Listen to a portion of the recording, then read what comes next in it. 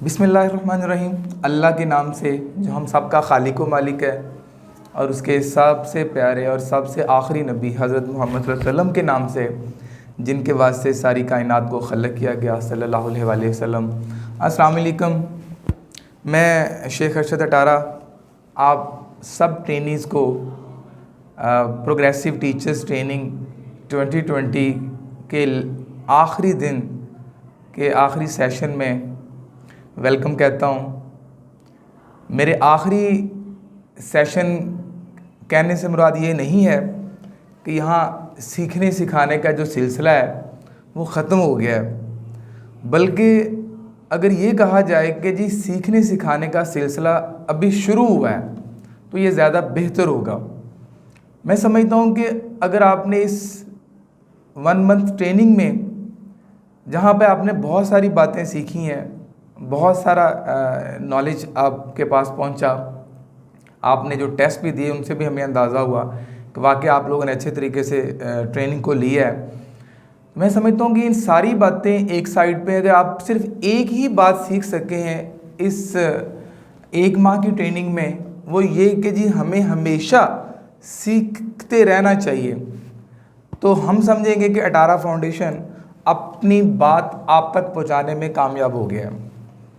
तो ये सबसे पहली और सबसे आप कह लें आखिरी बात बनती है कि आप इस बात के लिए एहसास पैदा कर लें कि जी हमने हमेशा सीखना है और सिखाना है, और इंशाल्लाह जब अच्छे तरीके से इस काम को हम हमेशा पकड़ के लेके चलते रहेंगे तो हम जिस भी मकाम पे होंगे, जिस भी ओहदे पे होंगे, इंशाल्लाह हम ग्रो करते रहेंगे, हम कभी भी मार नहीं खाएंगे।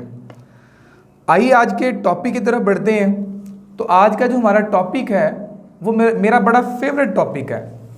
मैं बड़ा इंजॉय करता हूँ इस पे बात करते हुए, और पर्सनली मैं इस पे बड़ा हमेशा अल्लाह की तौफीक से इस पे फोकस किया है। तो आज का जो हमारा टॉपिक है वो है टाइम मैनेजमेंट। अगर आप इसको टाइम मैनेजमेंट की बजाय ये बोलें कि जी लाइफ मैनेजमेंट, तो शायद ये ज़्यादा बेहतर होगा, क्योंकि टाइम मैनेजमेंट ही लाइफ मैनेजमेंट है और लाइफ मैनेजमेंट ही टाइम मैनेजमेंट है। अगर हम अपनी ज़िंदगी को भरपूर तरीके से इंजॉय करना चाहते हैं, हम अपनी ज़िंदगी में बहुत कुछ गेन करना चाहते हैं, तो हमें टाइम को मैनेज करना होगा, फिर हमारी ज़िंदगी बेहतर होगी। और अगर हम टाइम को मैनेज नहीं करेंगे तो हमारी ज़िंदगी बेहतर नहीं हो सकेगी। सो हम कह सकते हैं कि टाइम मैनेजमेंट ही लाइफ मैनेजमेंट है, यानी टाइम ही लाइफ है, यानी वक्त ही ज़िंदगी है। और बहुत सारे लोग ऐसे हैं जो बड़े ही दिलेराना अंदाज से बेदरेक होके इस वक्त को ज़ाया कर रहे होते हैं, और कभी मुड़ के सोचते भी नहीं हैं कि जी मेरा 1 घंटा ज़ाया हो गया है, या मेरा 1 दिन ज़ाया हो गया है, या मेरा 1 वीक या मेरा 1 साल ज़ाया हो गया है। बहुत सारे ऐसे शहज़ादे लोग हैं, और फिर एक वक्त आता है कि वो ये नहीं कहते कि जी टाइम ज़ाया हो गया है, बल्कि वो कहते हैं जी मेरी ज़िंदगी ज़ाया हो गई, कुछ भी नहीं किया। और परेशानी के आलम में ये बात कह रहे थे कुछ भी नहीं कर सके कि जी बस सारा टाइम ज़ाया किया है, यानी ज़िंदगी ज़ाया होगी। बहुत सारे लोग ये कहते हैं कि जी हमें ज़िंदगी में मौके नहीं मिले, हमें अपॉर्चुनिटीज़ नहीं मिलती। मैं समझता हूँ कि खालिक कायनात का जो सबसे बड़ा आपको दिया गया तोहफ़ा है वो वक्त है। जो आपको अपॉर्चुनिटी मौका दिया गया वो वक्त है, टाइम है। अब ये टाइम क्या है? ये एक अपॉर्चुनिटी है ना, मैं इसको अपॉर्चुनिटी से ताबीर दे रहा हूँ कि टाइम भी एक अपॉर्चुनिटी है, एक मौका है। कैसे? अब ये एक ऐसा मौका है, टाइम एक ऐसा मौका है कि जब आपकी तरफ आ रहा है तो आप इसको सामने से पकड़ लो। अगर आप इसे सामने से बालों से नहीं पकड़ते तो जैसे ही आपके पास से गुजर गए और आप पीछे से पकड़ने की कोशिश करेंगे, जब आप पीछे से पकड़ने की कोशिश करेंगे, पीछे से इसके बाल नहीं होते और ऊपर तेल भी लगा होता है। आप उसको पकड़ते हैं, कुछ आपके हाथ नहीं आता, आप बस हाथ मलते रहते हैं कि जी वक्त गुजर गया है, टाइम गुजर गया है, काश मैं उस वक़्त फ़लाँ कर लेता, काश मैं उस वक़्त फ़लाँ वक्त को संभाल लेता, उसके बाद हमारे पास सिर्फ काश का लफ्ज़ बाकी रह जाता है और हम हाथ मलते रह जाते हैं।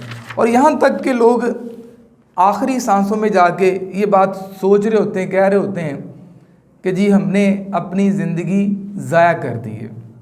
सो वक्त को ज़ाया करना, ज़िंदगी को ज़ाया करना एक बात, और ये कीमती तोहफ़ा है रब की तरफ से, जिसे हमेशा हमें बड़े एहतियात से खर्च करना चाहिए, जिसका हमें हमेशा एहसास करना चाहिए।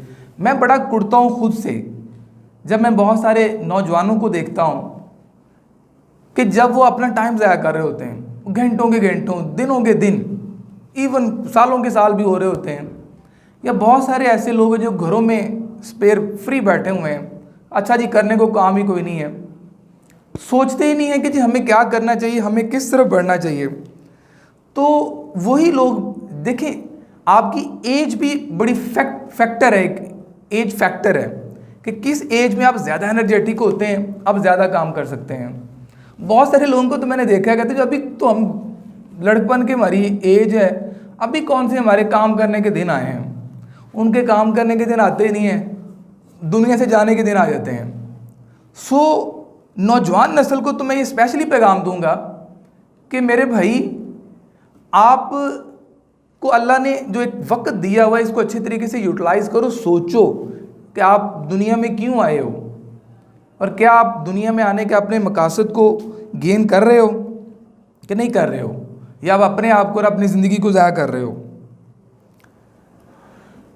डियर ट्रेनीज, हमेशा याद रखें, ज़िंदगी की तरह गुज़रा हुआ वक्त दोबारा कभी नहीं मिलेगा। जैसे ज़िंदगी जब गुजर जाती है, जब बंदा इस दुनिया से चला जाता है तो वो कभी वापस नहीं आ सकता, इसी तरीके से जो वक्त गुजर जाता है वो दोबारा कभी आपको मिल नहीं सकता।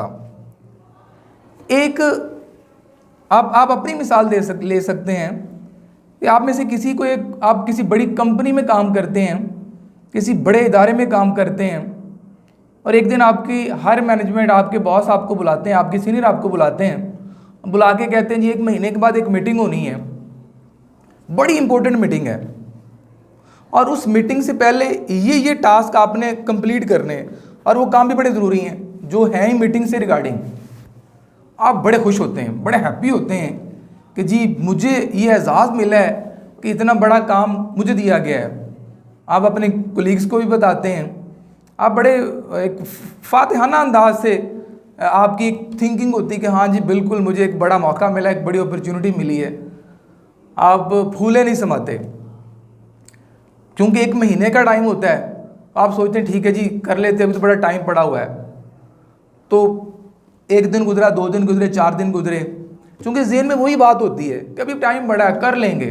वैसे भी हमारी कौम को ये बड़ी आदत है कि ये आज के काम को कल पे बड़ा डालना चाह रहे होते हैं, अभी तो है जी कल कर लेंगे, परसों कर लेंगे। और मैं अक्सर कहा करता हूँ कि कल कभी आती ही नहीं है। फिर वो टाइम सर पे आ जाता है उस साहिब के कि जी बाकी 2 दिन रह गए, 3 दिन रह गए, इंपॉर्टेंट मीटिंग होनी है और अभी तो मैंने कुछ भी नहीं किया। फिर अफरा तफरी में काम होता है, पकड़ लो, ये कर लो, वो कर लो, ऐसा कर लो, वैसा कर लो। जो काम अफरा तफरी में किया जाता है उसके नतीज क्या होंगे। तो एट दी एंड ज़ाहिर मीटिंग के आप करीब पहुंच जाते हैं और आप बुखलाहट का शिकार होते हैं, और वो एफिशिएंसी या वो कारकर्दगी जो आप दिखा सकते थे अगर आप टाइमली काम करते, वो आप नहीं दिखा पाते। और इसी तरीके से मेरे बहुत सारे दोस्त हैं जो यकीन जाने ऐसे मौक़ों को ज़ाया कर बैठते हैं, क्योंकि जब हायर मैनेजमेंट के सामने आपको ऐसा मौका मिलता है तो वो आपके लिए आगे बढ़ने की एक अपॉर्चुनिटी होती है। तो आपकी हायर मैनेजमेंट आपके बारे में सोचते, अच्छा जी इस बंदे को फ़लाँ काम दिया गया था, इतना टाइम भी दिया गया था, इसने बहुत बेहतियाती का मुजाहरा किया, बहुत इसका जो बिहेवियर था वो केयरलेस था। तो वो जो सोच रहे होते हैं आपके बारे में कि हाँ जी आपको इस पोस्ट पे बिठाना है, तो आप समझ लें कि आप एक स्टेप बैक चले जाते हैं। तो किया क्या आपने, टाइम को इजी लिया, और बड़ा भी टाइम पड़ा हुआ है, आपने टाइम को ज़ाया किया। तो क्या हुआ कि वो जो एक अपॉर्चुनिटी बॉस के माइंड में थे, अल्लाह की तरफ से आपको मिलनी थी, वो समझ लें आपकी ज़ाया हो गई। क्योंकि हमेशा याद रखें कि वक्त एक ऐसी चीज़ है आप जब अफरा तफरी में होते हैं तो आप सोचते हैं कि काश मुझे थोड़ा वक्त और मिल जाए, लेकिन एक वक्त ऐसी चीज़ है जिसको आप कभी ना तो ख़रीद सकते हैं मार्केट से, ना आप इसे बेच सकते हैं, और ना ही आप किसी दूसरे के साथ इसको एक्सचेंज कर सकते हैं। एट दी एंड आपकी परेशानी और आप नाकामी की तरफ बढ़ते हैं। मैं यहाँ पे कुछ शख्सियात का जिक्र करना चाहूँगा।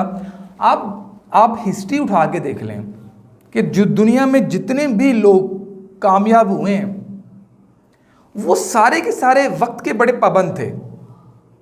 हमेशा उन्होंने वक्त को की पाबंदी को सामने रखा है। कोई ऐसा आपको शख्स नहीं नज़र आएगा, इवन कि मैं मोहम्मद अली जौहर साहब के बारे में पढ़ रहा था कि उनको देख के लोग अपनी घड़ियाँ ठीक किया करते थे। आपने भी बच्चों को पढ़ाया होगा। यानी इतने पंक्चुअल अपने काम में, अपनी लाइफ में। मैं यहाँ मिसाल देना चाहूँगा मौलाना अशरफ अली थानवी साहब की रहमतुल्लाह। वो भी काम वक्त के बड़े पाबंद थे। वो तसनीफ़ किताबें यानी लिखते थे। तसानीफ़ लिखना ज़ाहिर बाकी सारे उनके मामूलात ज़िंदगी के साथ साथ तसनीफ़ लिखना एक अहम काम है ना, और उसके लिए बंदा टाइम पे महसूस करता है कि इस टाइम पे मैंने ये काम करना है। तो मौलाना साहब के पास उनके उस्ताद मोहतरम तशरीफ़ लाते हैं। यानी मेरे पास अगर मेरे उस्ताद मोहतरम आएँ तो मैं कितना हैप्पी हूँगा। उन्होंने भरपूर तरीके से, हर कोई अपने उस्ताद मोहतरम को प्रोटोकॉल देता है। अब जितना बड़ा बंदा होगा उतने ज़्यादा वो शायान शान तरीके से अपने उस्ताद को इज़्ज़त देगा, एहतराम देगा। तो मौलाना साहब ने भी अपने उस्ताद मोहतरम को भरपूर उनके शायान शान उनका इस्तकबाल किया, उनकी आवभक्त की, उनकी खिदमत की। वो वक्त आता है जिस टाइम वो बैठ के तसनीफ़ लिखते हैं।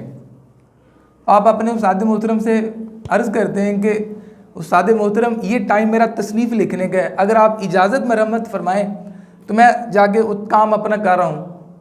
तो उस्ताद मोहतरम भी उनके उस्ताद मोहतरम थे। उन्होंने कहा नहीं बिल्कुल आप जाएँ, जाके आप अपना रूटीन का काम करें। थानवी साहब जाते हैं, जाके बैठ कर अपना काम करते हैं, लेकिन उनका दिल लगता नहीं है। वो जल्दी उठ के चले जाते हैं कि चले एक जो मेरी रूटीन का काम है मैंने उसको कर भी लिया है और दिल की भी मान लिया, और उस्ताद मोहतरम के पास दोबारा हाजिर हो जाते हैं। तो मकसद कहने का है कि देखें उस्ताद से बढ़कर और क्या चीज़ हो सकती है ना, कि जिनका हम एहतराम करते हैं।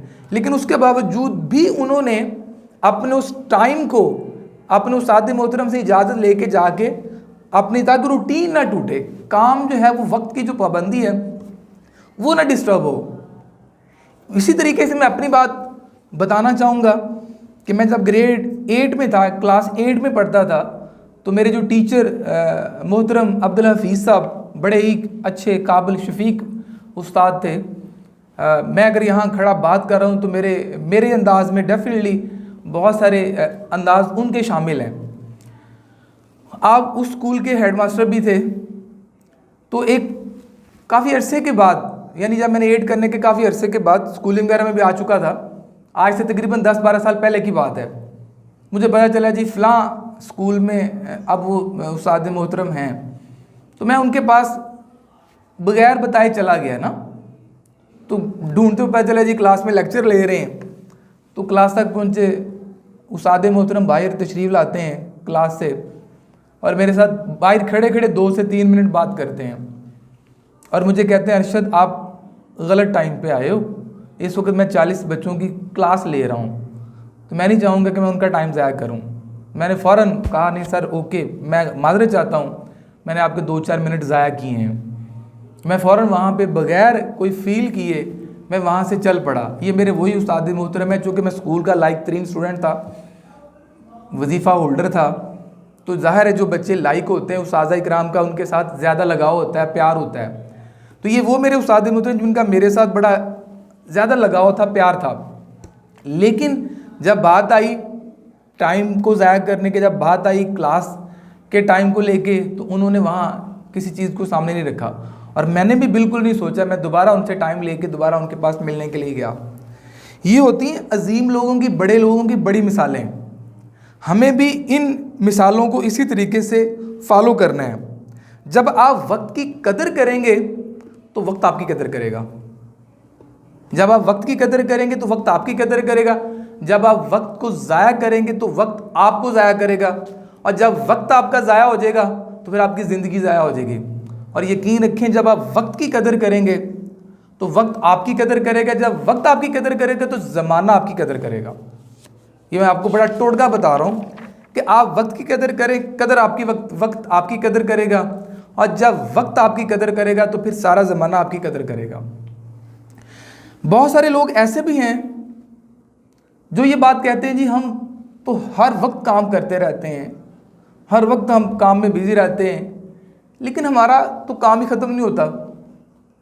मैं कहता हूँ कि उन्हीं लोगों को टाइम मैनेजमेंट की ज़्यादा ज़रूरत होती है।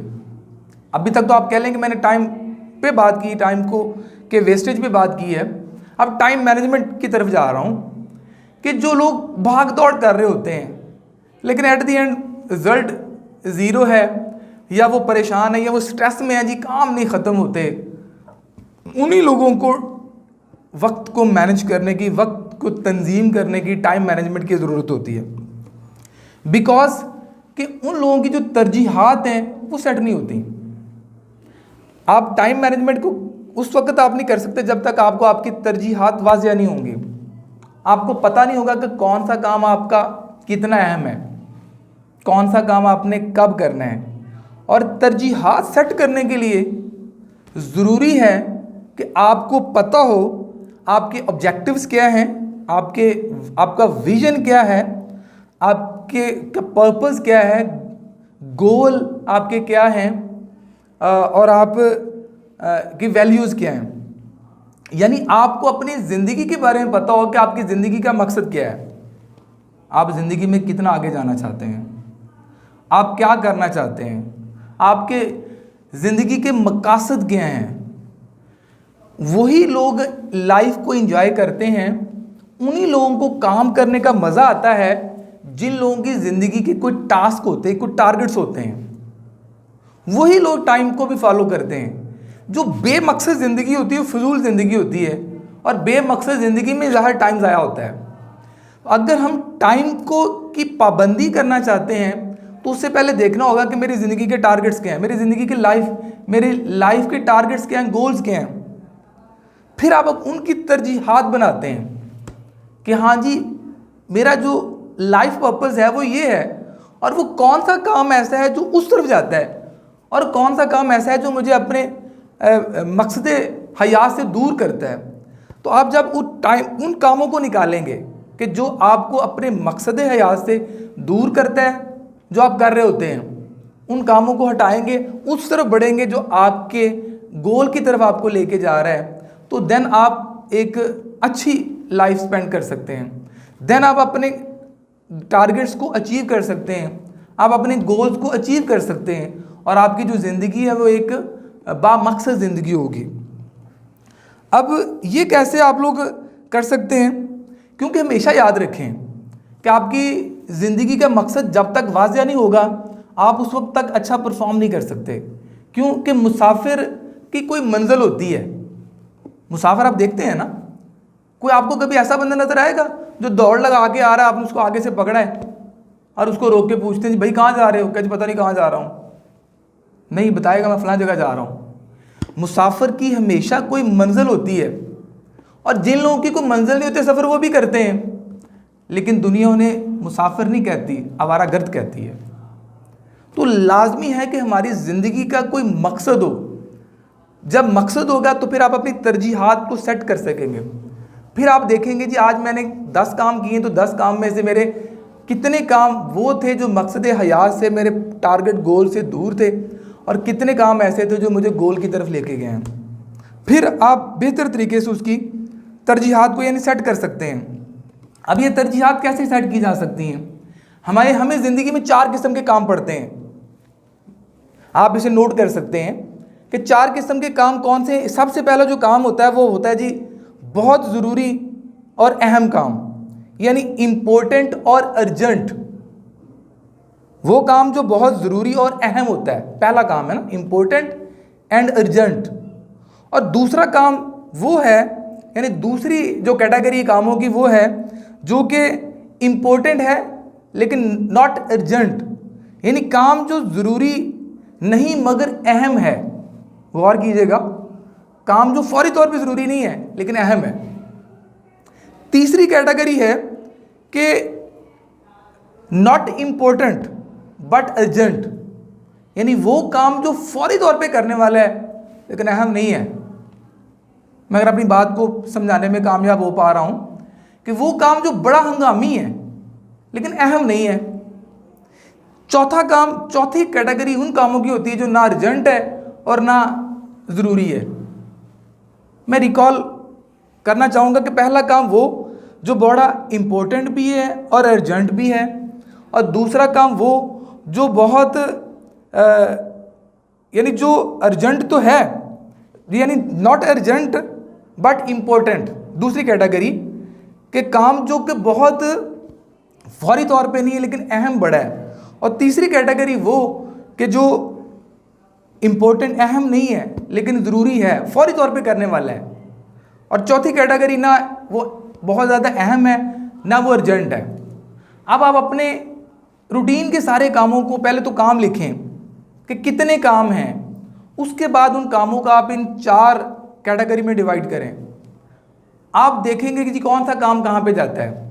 अगर मैं यहाँ आपकी यानी क्लासिफिकेशन तरजीहात के लिए बात करना चाहूँ तो जो सबसे पहला काम है जी बहुत इम्पोर्टेंट भी और अर्जेंट भी है। जो काम फौरी तौर पे हमारे सामने आता है हम फौरी तौर पे उसको करते हैं और हंगामी बुनियादों पे उसको निपटा देते हैं, ठीक है। और दूसरा यानी सपोज आप कहते हैं कि आपके अगर आप as a principal as a teacher आपकी क्लास के अंदर किसी बच्चे को चोट आ गई है, अब ये अर्जेंट भी है और अहम भी है, आप उसे छोड़ नहीं सकते, ना उसे आप डिले कर सकते हैं। अब जो दूसरी किस्म के काम है ना जो अर्जेंट नहीं है बट वो अहम है, ये सबसे अहम कैटेगरी है। जो कि वो इस कैटेगरी में वो काम होते हैं जो आपकी पर्पस और लाइफ की तरफ आपको लेके जाते हैं। जो दूसरी किस्म की कैटेगरी है कि वो अर्जेंट नहीं है, फौरन करने वाले नहीं है लेकिन है अहम, ये वो काम है जो आपको ज़िंदगी में बड़ा इंसान बनाते हैं, कि जो आप धीरे धीरे साथ साथ डेली बुनियाद पे करके जा रहे होते हैं कि हाँ उसी से आप अपने, चूँकि आम तौर पे हम गलती यही करते हैं कि हम देखते हैं जी फौरी तौर पे सर पे कौन सा काम पड़ा कर लें और निपटा दें, बाकी फिर देखेंगे, फिर हम ढीले होकर बैठ देते हैं। दूसरी कैटेगरी होती है मुस्तकिल मिजाज लोग जो उस पर काम कर रहे होते हैं, जिनको अपना पर्पस ऑफ लाइफ याद रहता है। यहाँ तो यकीन है ना कि चौथी किस्म के जो काम है कि जिसमें ना वो अर्जेंट है ना जिसे कहते हैं वो ज़रूरी है, हम वो निपटा रहे होते हैं। क्या जी, अगर आप समझ लें कि आप सपोज गैर ज़रूरी मोबाइल कॉल को आप देख लें जो धड़ाधड़ आपको आ रही होती है, आप सोशल मीडिया पे चले जाते हैं कि जी मैं देख लूँ जी किसने व्हाट्सएप पे क्या किया, जिसने स्टेटस पे क्या लगाया, अच्छा फेसबुक पे क्या लगा हुआ है, वो ये चौथी कैटेगरी है। अब आप खुद अंदाज़ा कर सकते हैं कि आपका ज़्यादा टाइम कहाँ स्पेंड हो रहा है, आप ज़्यादा टाइम किस कैटेगरी पे लगा रहे हैं। आप खुद अपना एहतसाब कर सकते हैं कि वो कॉलम या वो कैटेगरी जिसको मैंने नंबर 2 पे बोला है, आप कितने काम उसके रिगार्डिंग करते हैं जिसने आपको ज़िंदगी में आगे लेके जाना है। और वो कैटेगरी जो हमारी चौथे नंबर की बनती है, बस वो जिसे कहते हैं मेरी आनी जानी देखें, रिजल्ट क्या है उसको छोड़ें। हर वक्त बिजी हैं मोबाइल पे, हर वक्त फेसबुक देख रहे हैं, हर वक्त हम व्हाट्सएप लोगों के स्टेटस देख रहे हैं। चले हो गया कभी कभार को 5 से 10 मिनट की बात कि आपने देख लिया, लेकिन बहुत सारे लोग हैं जो यकीन जाने कि वो मोबाइल में ऐसे बिजी होते हैं जैसे पता नहीं ये कौन सी चीज़ है। तो मैं समझता हूँ कि हम अपनी ज़िंदगी को ज़ाया कर रहे हैं कि क्या चीज़ हमें करनी चाहिए, क्या चीज़ हमें देखनी चाहिए और हम क्या चीज़ देख रहे हैं।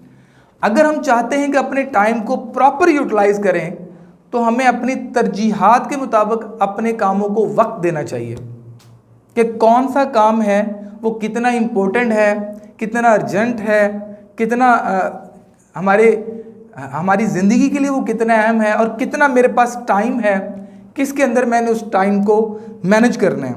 ये एक टीचर के लिए भी ये बात बड़ी अहम है, ये एक वाइस प्रिंसिपल के लिए, एक प्रिंसिपल के लिए, एक मैनेजर के लिए, एक आम इंसान के लिए, वालिदैन के लिए, किसी भी शख्स के लिए ये ज़रूरी है कि वो अपनी तरजीहात को सेट करे कि हाँ जी मैं अपनी औलाद की तरबियत कर रही हूँ, तो मेरी डेली के ये काम है जो मैंने करने हैं। ये मेरे बच्चों को पढ़ाने को लेके काम है, ये उनके खाने पीने के मामलात हैं, ये उनकी तरबियत के मामलात हैं। उस सारे जब आप वक्त पे उस तरीके से करते रहेंगे तो आपको जो रिजल्ट मिलेगा कल को शानदार मिलेगा। आप एक शानदार माँ बाप कहलाएंगे। इसी तरीके से जो भी हमारे मैनेजर साहिबान हैं, वो जब आप अपनी तरजीहात को सेट करके अपनी चीज़ों को लेके चल रहे होंगे तो इंशाल्लाह, चूंकि आप वक्त को कदर की निगाह से देख रहे हैं, अपने कामों के इंपॉर्टेंस के मुताबिक उसको वहाँ उतना काम टाइम दे रहे हैं, तो डेफिनेटली अल्लाह आपको इज़्ज़त देगा, आपकी सीनियर की तरफ से आपको इज़्ज़त मिलेगी। आप अपने मकासद को अच्छे तरीके से चेज़ करके आगे बढ़ रहे हैं। टाइम टेबल की जब हम बात करते हैं तो बहुत सारे लोग ये समझते हैं कि जो टाइम टेबल है ना, ये सिर्फ स्टूडेंट्स के लिए है। बहुत सारे लोग समझते हैं। मैं अक्सर लोगों से पूछा, अच्छा आपने कोई टाइम टेबल बनाया अपनी ज़िंदगी का? कहते नहीं ये क्या होता है भाई, वो तो जब हम पढ़ा करते थे तो फिर हम टाइम टेबल बनाया करते थे। मैं बहुत सारे ऐसे टीचर साहिबान से मिलता हूँ, बहुत सारे ऐसे प्रिंसिपल साहिबान से मिलता हूँ जो आपने कोई टाइम टेबल बनाया है, तो वो इधर उधर देख रहे होते, नहीं सर बच्चों को बनवाया था। ऐसा नहीं है भाई। टाइम टेबल जो है ना, वो ज़िंदगी का टाइम टेबल होता है। अल्लाह ताला ने निज़ाम बनाया है, सारा एक शेड्यूल से चल रहा है। ये तो नहीं है कि ठीक है जी एक दिन चलेगा, 2 दिन नहीं चलेगा, फिर उसके बाद जैसे जिसकी मर्जी वो चलेगा। हमारी ज़िंदगी भी किसी निज़ाम के तहत होनी चाहिए, किसी शेड्यूल के तहत होनी चाहिए।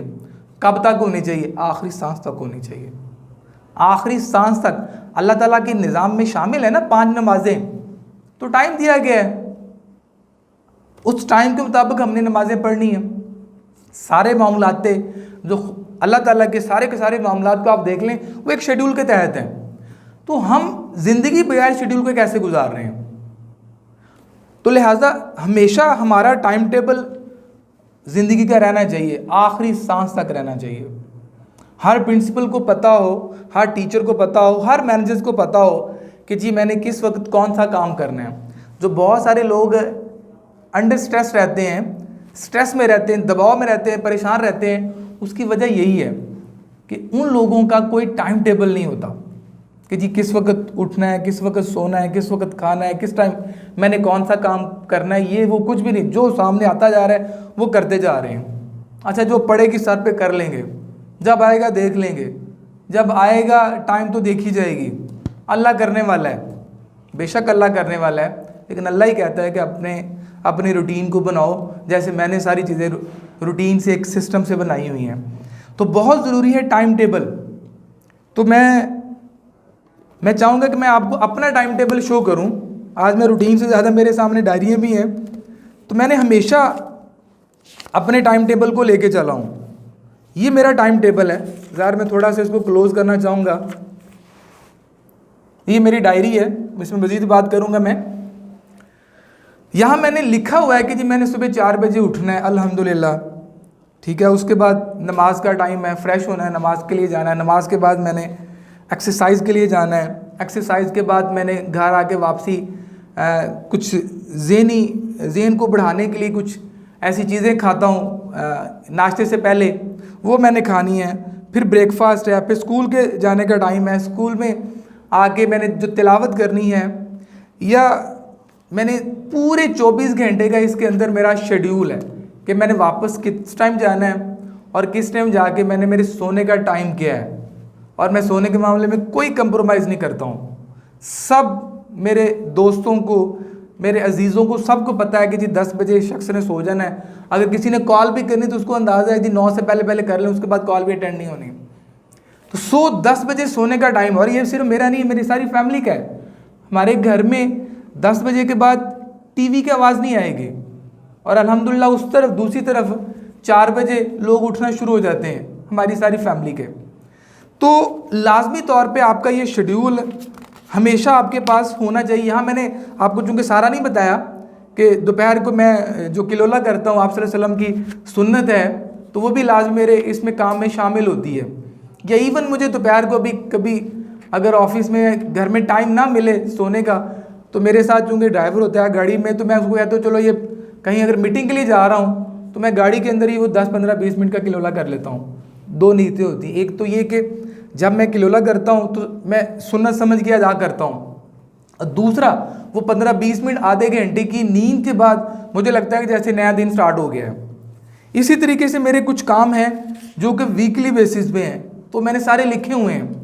इवन मंथली काम भी इसके अंदर लिखे हुए हैं कि जी मैंने जो लास्ट वीक है मैं आमतौर पे टूर्स पे होता हूँ, अपने जो बाहर की ब्रांचेज हैं, बाहर की सिटीज़ की ब्रांचें, मैं उनको विज़िट करता हूँ। मैंने यहाँ लिखा हुआ है कि लास्ट वीक विज़िट में, लास्ट वीक में किस दिन मैंने किस स्कूल में होना है और कहाँ जाके मैंने स्टे करना है।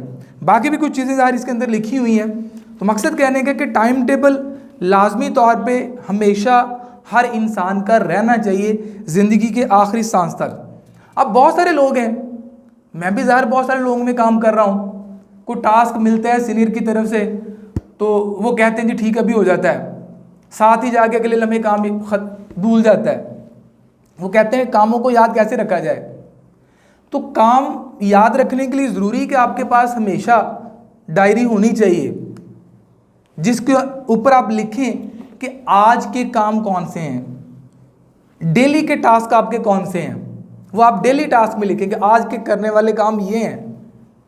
इसी तरीके से कुछ काम हैं जो वीकली बेस पे करने वाले हैं, आपको आपके सीनियर कहते हैं कि हाँ जी ये आप फलां दिन तक ये काम कर दीजिएगा, आप उसको लिखते हैं कि ये मेरा वीकली टास्क है। जब आप डेली कामों को डेली चेक करते हैं तो साथ आप वीकली भी चेक करते हैं, और वीकली की लिस्ट में जो काम आज वाला करने वाला होता है तो उसको वीकली से उठा के आज में ले आते हैं। वीकली से मुराद ये ज़रूरी नहीं कि हमने 6 दिन के बाद उसको करना है, 7 दिन के बाद करना है। आपको लगता है जैसे आप डेली लिस्ट देख रहे हैं तो आप वीकली भी देख रहे होते हैं डेली बेस पे कि हाँ कौन सा काम है जो जिसको करने का आज मौजू मेरे पास टाइम है, या ये कि आज के काम मैंने सारे निपटा लिए हैं तो आप मुझे थोड़ा अगला भी देख लेना चाहिए, थोड़ा टाइम उसमें मैनेज करके हाँ जी वीकली कौन सा काम है। इसी तरीके से आपके मंथली टास्क होते हैं। जैसे मैंने आपको शुरू में एक मिसाल दी थी कि आपके मंथली टास्क कौन से हैं जो आपने महीने के अंदर निपटाने हैं, महीने के अंदर निपटाने हैं, महीने के बाद नहीं निपटाने। तो उसके लिए आप डेली कुछ ना कुछ काम करते रहते हैं। इसी तरीके से आपके ईयरली प्लान होते हैं, ठीक है। और लोग 5 साल मनसूबा बनाते हैं, मैं 5 साल मनसूबा बनाता हूँ, 10 साल मनसूबा बनाता हूँ। इवन की ज़िंदगी के टास्क होते हैं कि जी आप अपनी ज़िंदगी में क्या और कहाँ तक करके जाना चाह रहे हैं, यानी गोल्स ऑफ लाइफ। तो ये सारे आप बस रिटर्न फॉर्म में होंगे तो कभी आप कोई चीज़ भूलेंगे नहीं। हम एक वक्त मोटिवेट होते हैं, आप कहते हैं कि हाँ जी हमने इंशाल्लाह ज़िंदगी में ये तीर मारने हैं, तो दूसरे लम्हे हम भूल चुके होते हैं कि मैंने कोई टास्क भी तैयार किया हुआ, मैंने किसी बात के लिए प्लानिंग भी की थी।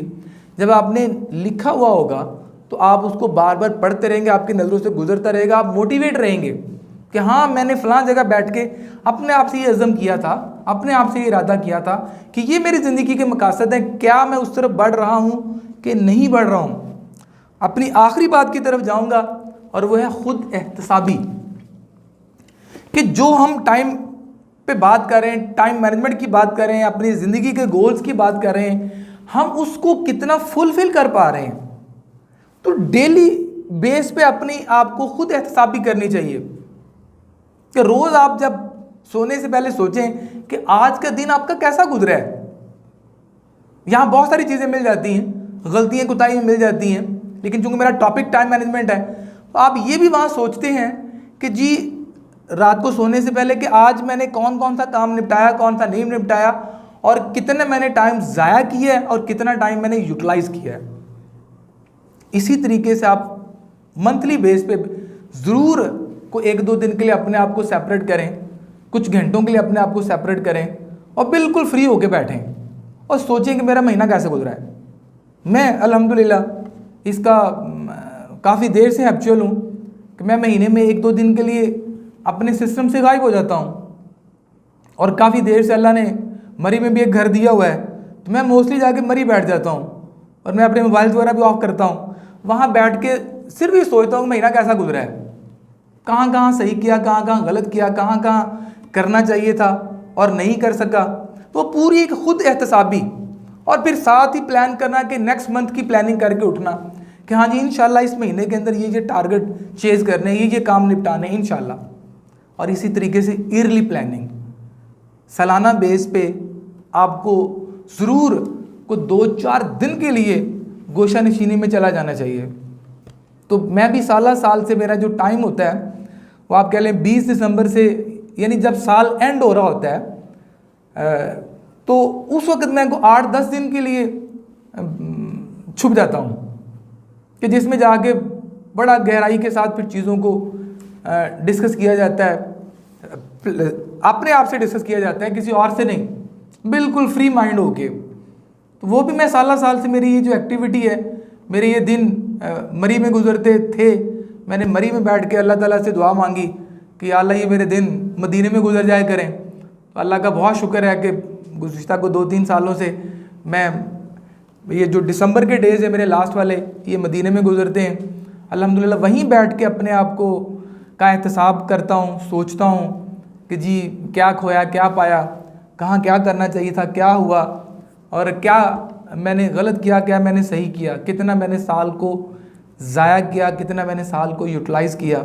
और साथ ही अगले टारगेट को सेट करना कि हाँ जी अगले साल में क्या क्या चीज़ों को प्लान करके इंशाल्लाह लेके चलना है। वहाँ पे ज़ाहिर है आप सल्लल्लाहु अलैहि वसल्लम की बारगाह में दुरूद व सलाम के साथ साथ बहुत सारी जिसे कहते हैं आजाना दुआएं भी, और अल्लाह के हुजूर बैठकर कि या अल्लाह हमें इस काबिल कर कि हम इस दुनिया के लिए कुछ बेहतर कर सकें। और आप सल्लल्लाहु अलैहि वसल्लम के कदमों में बैठकर तो मैं ये अर्ज़ किया करता हूँ कि हुजूर आपकी टीम का हिस्सा हूँ और मुझ पे नज़र करम करें कि मैं भी इस सोसाइटी को कुछ बेहतर सर्व करके जा सकूं, मैं भी अपने वक्त को अच्छे तरीके से यूटिलाइज़ कर सकूं, मुझे ये तसल्ली हो, मुझे सुकून हो कि मैंने अपनी ज़िंदगी को बेहतर तरीके से यूटिलाइज़ किया है।